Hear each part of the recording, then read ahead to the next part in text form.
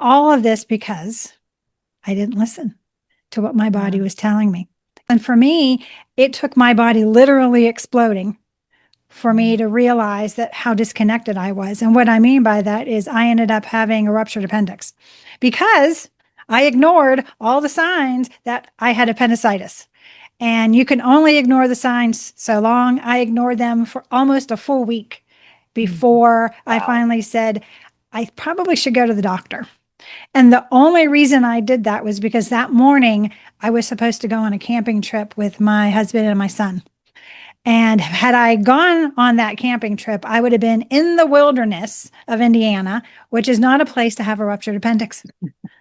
So I agreed to go to the doctor. And in the middle of the CAT scan, my appendix ruptured. And my appendix ruptured. And then I still didn't, since I didn't listen for almost a whole week, I ended up with peritonitis and almost died. And all of this because I didn't listen to what my body was telling me because I had disconnected from it. And so the reintegration and reconnection to my body came during that healing process where I had to pay attention to everything. And had I not paid attention, I would have died. So when you don't pay attention to your body, you end up causing more harm to yourself than if you took the time and said, okay, what is my body telling me? Welcome back to the podcast. Today's conversation is a powerful one, especially for any woman who has ever felt disconnected from her body, overwhelmed by symptoms, or stuck in survival mode. I'm joined by Terri Kozlowski, author, trauma warrior, emotional resilience coach, and host of the Soul Solutions podcast. Terri is a Native American woman of the Raven Clan, and her work beautifully weaves together science-based emotional awareness, nervous system regulation, indigenous wisdom, and deeply practical tools for healing. After surviving childhood trauma, generational patterns, and decades of living in fear, Terri devoted her life to understanding the mind-body connection and what it truly means to come home to yourself. In this conversation, we talk about how disconnection from the body shows up as physical symptoms, why so many women suppress emotions in order to survive, and how learning to regulate the nervous system can restore clarity, trust, and self-advocacy, especially for women navigating chronic conditions like PCOS. We also dive into emotional resilience, fear versus intuition, shame versus guilt, and the simple daily practices that help women stop living in survival mode and start leading themselves with self-trust and compassion. Just a reminder, the content shared on PCOS Unfiltered is for informational and educational purposes only. The views and opinions expressed by the host and guests are not intended to serve as medical advice. Always consult with a qualified healthcare professional before making any changes to your diet, exercise, or treatment plan. The information shared is based on personal experience and expert interviews and is not a substitute for professional medical guidance. This is one of those conversations that invites you to slow down, listen differently, and remember that your body has been speaking to you all along. Now let's dive in.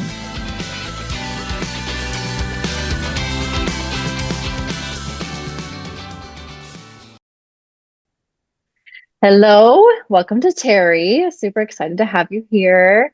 Let's just kind of get started. So first, just tell us a little bit about you and why you're here. My name is Terri Kozlowski. I am an author, a podcast host, as well as a life coach specifically for women who have had traumatic events in their life and they're not quite sure how to overcome them. I like to say that I'm the bridge to those people. I've gone through it all. I understand every aspect of it. And for people who don't want to prolong their suffering, I can be the bridge to help you overcome and get to a place where you can live a life of more than surviving, but of thriving. Yeah, love that. I mean, I actually just recorded 2 other podcasts, and this topic it comes up throughout so many things. So I can't wait to dive in. So let's do it. So yeah, many women with PCOS do feel overwhelmed and disconnected from their bodies. And I think that's with a lot of conditions, even in general, but how does regulating the nervous system restore that clarity, calm, and trust in the body again? Well, for a lot of people, when you have any sort of trauma, you have any sort of dis-ease in the body, we tend to try to disconnect from it. And when we disconnect from our body, all kinds of bad things happen because our body is how our soul speaks to us. And we disconnect from our soulful self in doing so. And for a lot of us, that reconnection is very, very difficult because we are taught as young girls, especially, that we have to suppress our emotions. And when we suppress our emotions, again, you are forcing the body to be silent. And eventually the body explodes and says, I can't be silent anymore. And that reconnection can be a difficult process. And for me, it took my body literally exploding for me to realize that how disconnected I was. And what I mean by that is I ended up having a ruptured appendix because I ignored all the signs that I had appendicitis.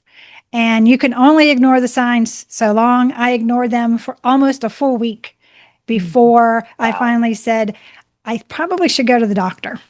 And the only reason I did that was because that morning I was supposed to go on a camping trip with my husband and my son.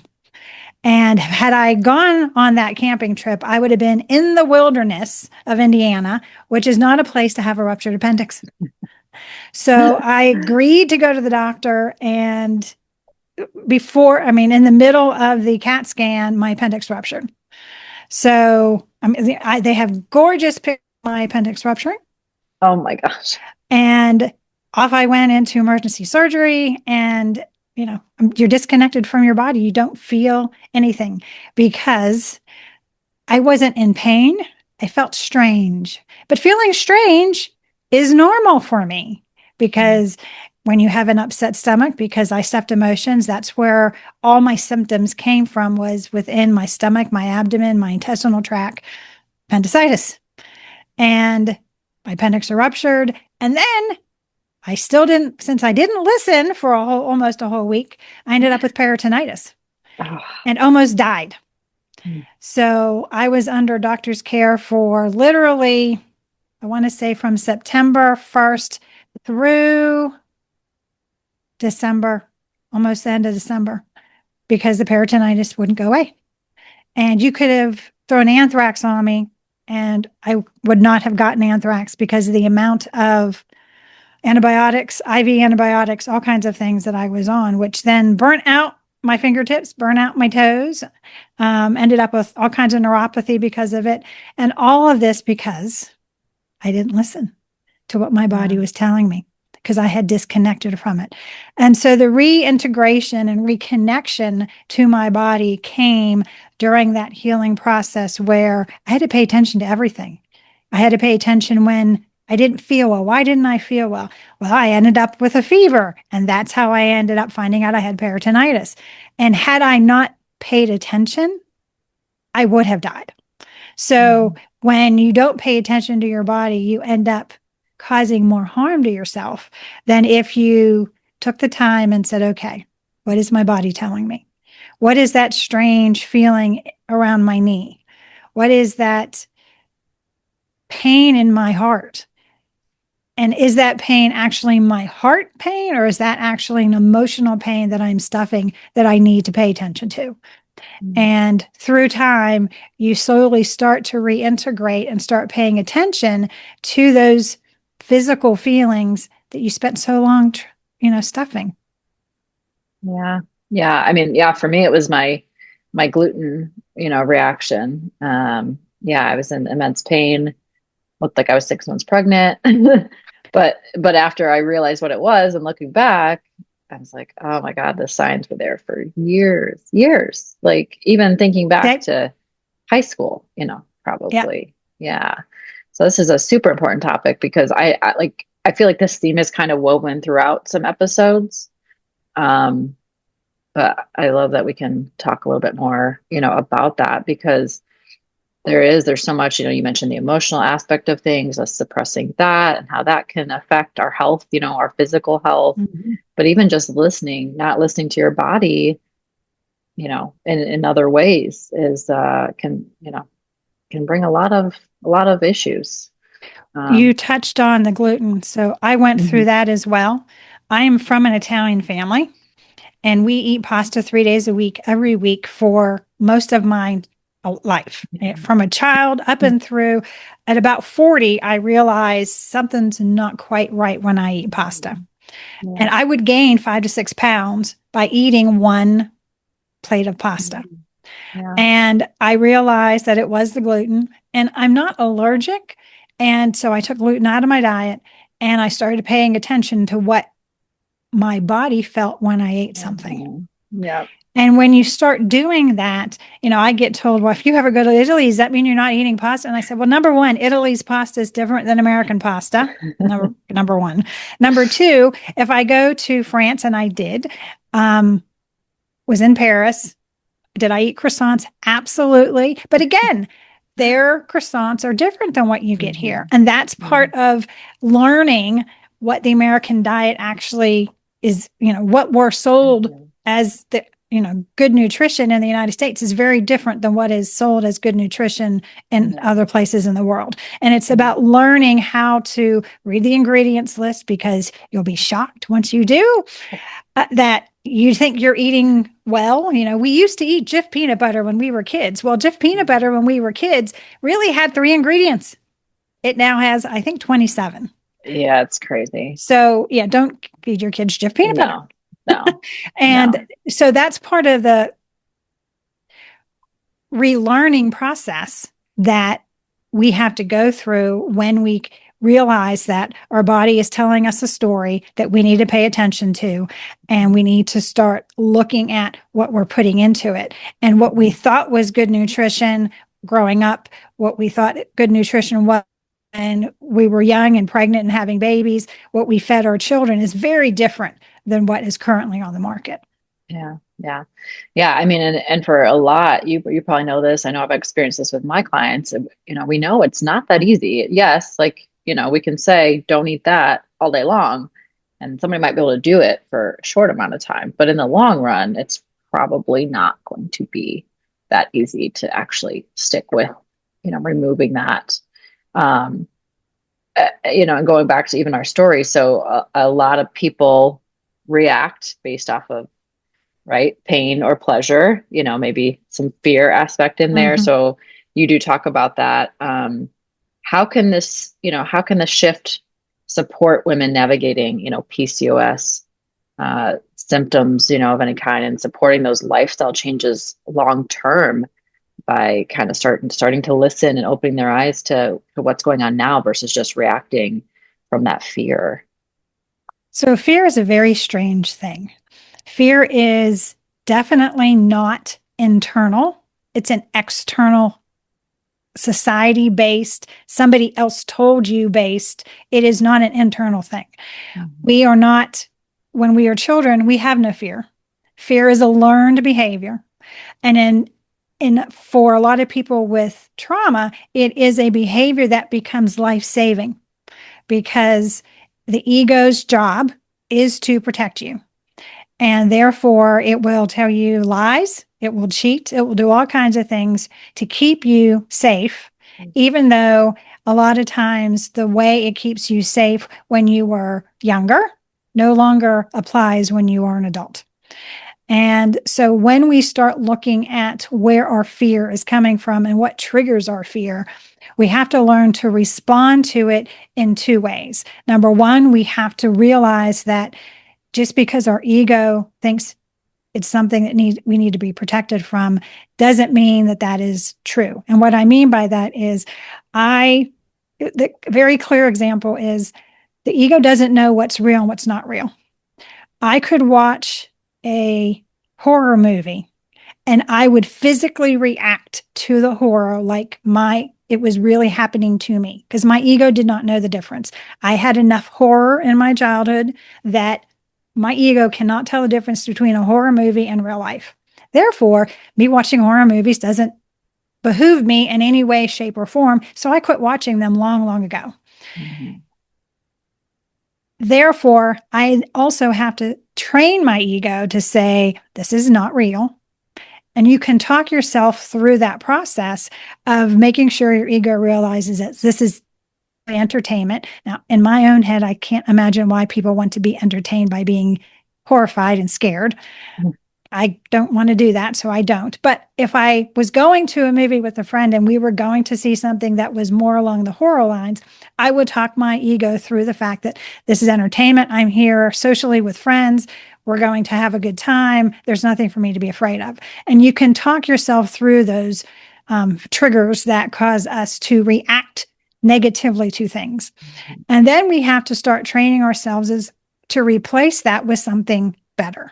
And this is where, for our health, we need to start trading in sugar for something more protein, more good fats, those types of things that will satiate that sugar craving in a way that maintains our gut biomes and allows us to feel full and feel satiated instead of always trying to make us feel better through sugar, through chocolate, through whatever means, the satiation process is for your particular issue, your body, whatever it is that you've been dealing with.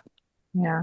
Yeah. And I talk a lot about, because yes, like we know we want to remove certain things. Sugar is at the top of that list, right? But even sometimes we need to add things. Like I talk to my clients about adding things even before removing, because then your body starts to shift. You kind of touched on it there. Like our mind wants to keep us safe, right?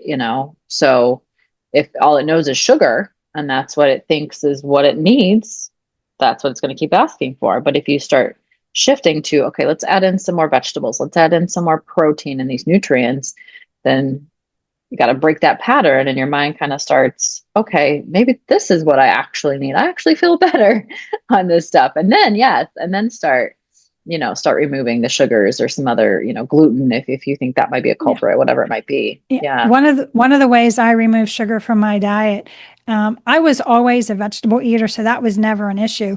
It was more about finding ways to eat quickly.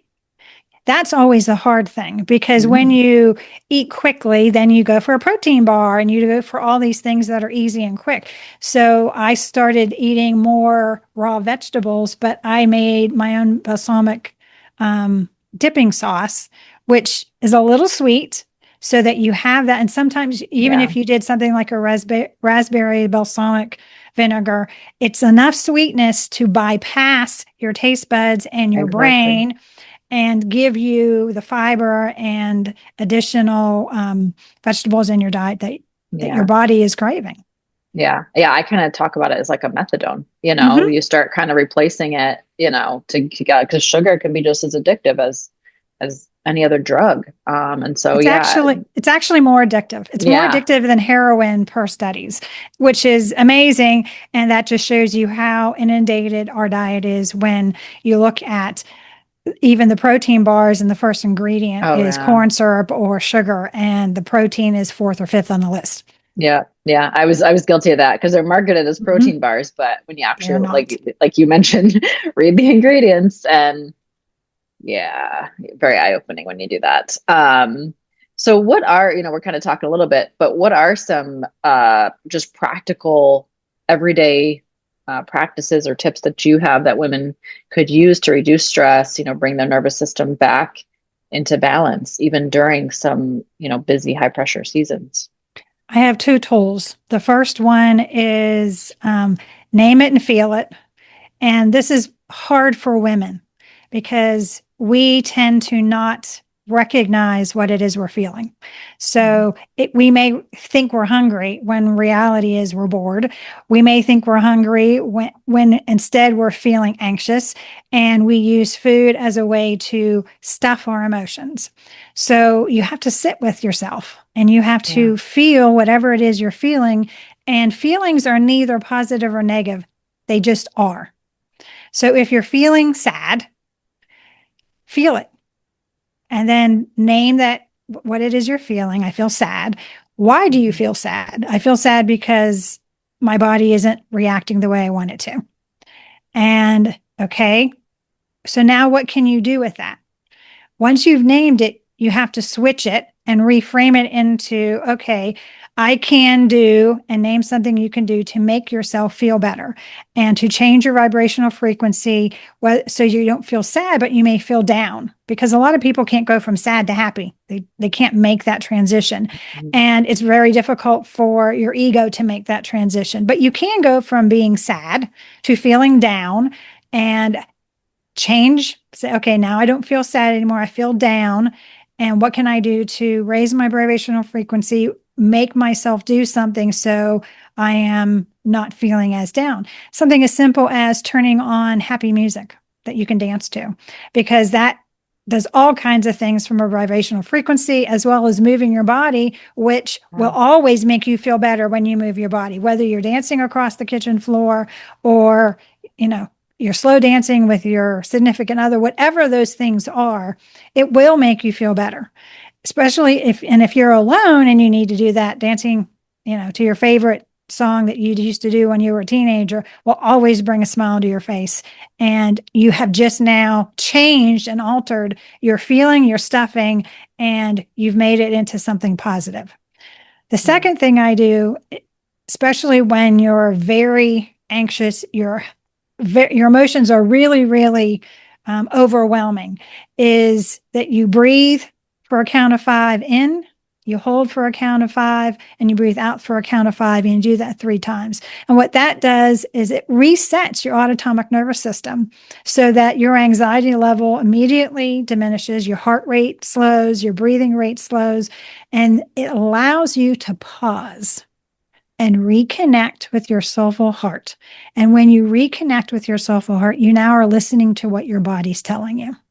And you can't do that when you're really high strung, very anxious, and emotionally overwhelmed. You are more likely to try to stuff than you are to actually try to feel and calm yourself and move into the next phase, which is really understanding, what is my body trying to say to me? And listening to, okay, I need to calm down. I need to be in this moment, because most of us don't live in the current moment. We live in the future, or we live in the past. And the past is where depression lives. So if you are feeling depressed, you are living in the past. If you are feeling anxious, you are living in the future. And in the present moment, guess what? You're okay in the present moment. And we tend to want to be in the past or in the future. When the present moment brings us peace, it's the only place we can actually feel what we're currently feeling. It's the only place we can heal. It's the only place that we can connect with our soulful self. And it really is the only place we can connect with others, is in the present moment. And so, putting down your phone, being fully present, making eye contact, making those personal connections is how we really connect not only with our bodies, but with others, and start that healing path that we need to be on, with the support from others that is always beneficial. Yeah. Oh, you said so many good things there. I mean, the breathing, especially too, like that's the foundation piece of what I do with my clients as well.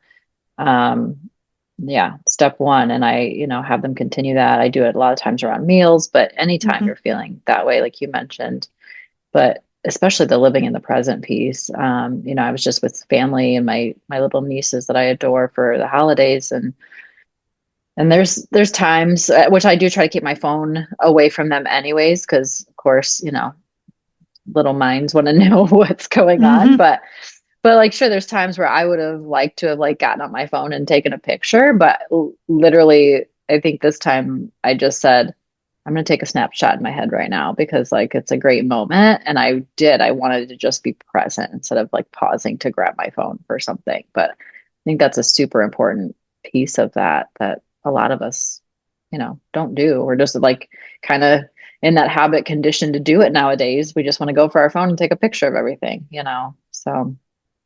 And although that picture is something that we can look back on, the reality is we weren't present, and we may have missed something that was even more important, which is that connection with that child. Children don't care if their pictures are taken or not. They care about you being present with them in that moment. Yeah, for sure. So how does emotional resilience support hormone health, burnout recovery, and self-advocacy in medical settings? So resilience is something that most people don't think they have, but if you're here today, you have it, way, shape, or form, with whatever that you are trying to deal with on your healing journey. But from a medical standpoint, that resilience is really about making sure that you give your body what it needs. It needs to have rest. It's the most important foundational thing that you need to give your body is the rest, because all healing happens when you sleep. That is when your body resets. That is when your liver's detoxing. That is when your all your hormones are rebalancing. Cortisol is being reset. All these things happen when you are asleep. And if you do not sleep properly, do not give yourself that rest that your body needs, then it is always trying to get to a place where it can do that. And if you don't give it that time, it will force you to give it that time in some way, shape, or form, normally through dis-ease in the body. And then, of course, you need to be well hydrated, because that's how you get rid of your toxins, is through the hydration process. And that's also how your skin bounces back from any of the negative things that you do to it, by being in the sun, by all the environmental toxins that are in the air. You need to have that water so your skin and your body can hydrate itself. And then, of course, the nutrition. Those things that you put in your body purposefully, intentionally, and when you are fully present as you are taking in those substances, versus eating in your car on your way to do something, where you're not being intentional about it, and you're forcing your body to do things that it doesn't normally want to do to try to get nutrition in. And that resiliency comes from being able to have the time and the preservation to have self-care. And self-care is something that women have a really hard time with. And, taking care of yourself is very, very important, because if you go down, let me say, when I had appendicitis and ended up with peritonitis, I had a 10-year-old at home who had never used the microwave, so didn't know how to barely could do breakfast with cereal and a bowl, because I was a stay-at-home mom. And so I was doing everything. And this was, for him, something that was difficult for him to go through, because I had not prepared him for it. And because nothing could take me down, I was wrong. And this is a learning process. And so please use my story to understand that you need to prepare your kids for when there is something that happens to you, whether it's the flu or a cold, whatever it is. They need to understand that it's important for parents, and especially moms, to have rest so that they can maintain good health. Yeah. Yeah. Yeah. I mean, women, like, I'm not a mom, but I still have that in me. I think my nursing, that was part of why I became a nurse. I just wanted to help people and do. And yeah, when I had my, wake up call is when I said, okay, I got to actually do for myself this time, and that's okay. And I'm not going to feel guilty about it. And I think that's a super important message for so many women out there. Because we're the ones doing for everybody, I feel like. I want to reframe something that you said. You said feeling guilty about taking time for yourself. That is not the correct word. Guilt is something that when we do wrong, we know we did wrong, and guilt is a feedback loop for us to correct what we did wrong. What you're referring to is shame. Shame for taking time for yourself is put upon you by society, put upon you by others, put upon you by parents, put upon you by family, because you aren't there doing what you normally do for them. So shame is the word that I would use for those types of feelings, because that is not something internal. When we take time for ourselves, we technically don't feel guilty. We feel ashamed for doing it. And shame is something put upon you by society, not something that's an internal positive feedback loop. I love that. I love that. What would you say to a woman who feels like she's doing everything right, but still struggles physically or emotionally? And what does true self-compassion look like on the journey? Self-compassion is really about self-care and understanding that you are a priority in your life. And for most women, we are not a priority in our own lives. We are there for others. We are there for our family. We are there for our children. But when we pause and realize that we need to be there for ourselves first, everybody uses the analogy because it is so true. If you're on an airplane and things pop down from the overhead bin, you go ahead and put that mask on yourself. Mm-hmm. And you coming first for your own health is a priority because you can't be there for anybody else unless you are healthy. And therefore, self-compassion comes down to understanding that I need alone time. I need time to prepare healthy meals for myself. I need time to sleep. I need time when my body is telling me a cold is coming on, maybe you should pause and rest today, that you take that time and rest today, because that way you may stay off whatever is happening to your body when you give it the rest it needs to recover. And feeding yourself those correct foods instead of the protein bars as we're running out the door. Yes, that's a great point. All of it. I mean, I think that's a good way to kind of wrap it up. Any final thoughts? One of the big things that most women have issues with is that we don't believe we're enough. And that for some reason, when we give 100% or 110%, we're still not enough. And the reality is you were born enough. When you look at a newborn baby, that baby can't do anything but cry and make a dirty diaper and eat. That's what that baby does. And yet that baby is absolutely enough. And we will go out of our way to make sure that baby has everything that it needs. Why does that change as we grow? And why do women allow that to change within themselves as they grow? You are enough just as you are. And you are meant to be exactly who you are because you are supposed to be your authentic self. There is nobody else like Lindsie on the planet. And there's nobody else like Terri on the planet. I can be the perfect Terri Kozlowski because there is no other one. And I'm enough just as I am, just as Lindsie is enough, just as she is. And that is by far the hardest message for women to hear, is that they are enough just as they are. I love that. Are there any practices around that someone could implement, would you say, to help remind them of that every day? I use I am affirmations because I believe I am is the most powerful self-talk we have. Whether you say I am tired, guess what? If you are always saying you are tired, you will always be tired. You need to switch that up and say, I have enough energy to accomplish the tasks I need to accomplish today. And start talking to yourself with those I am statements. I am worthy. I am enough.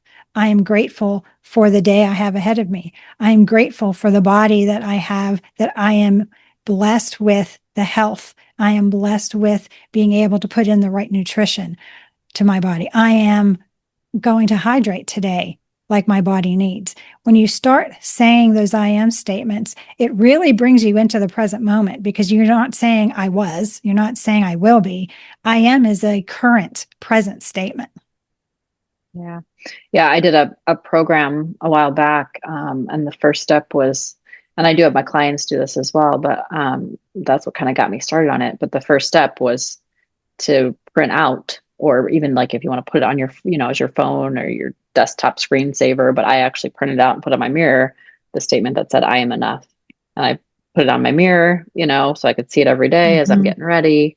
And it was just a great reminder to also just help me start changing that thinking. One of the negative things that came out when everybody started saying that I am enough was that, you're too much. And my response to that is great. I appreciate that. Thank you. And I took it as a compliment because that means I am too much me. And since nobody else can be me, being too much of me is perfect. Yeah. Yeah. Good stuff. Last question is, how can somebody find you and connect with you? Easily, I'm at terrikozlowski.com, TerriKozlowski.com. I have my books there, my podcast is there, Soul Solutions, and all my books are on Amazon as well. And I'm across all social media under Terri Kozlowski. Awesome. I'll link everything in the show notes as well. Thank you. But I really appreciate you taking the time to do this with me. Good conversation.